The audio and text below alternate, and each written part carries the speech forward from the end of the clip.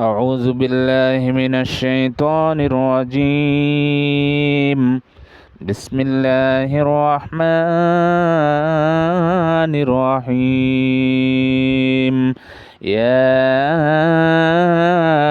أيها الذين آمنوا ادخلوا في السلم كافة ولا تتبعوا خطوات الشيطان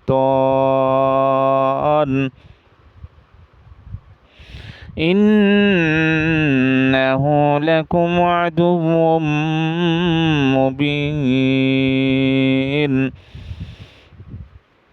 হে ইমানদারগণ, তোমরা পুরোপুরি ইসলামে প্রবেশ করো এবং শয়তানের অনুসারী হও না, কেননা সে তোমাদের সুস্পষ্ট দুশমন। সূরা বাকারা 208 নম্বর আয়াত।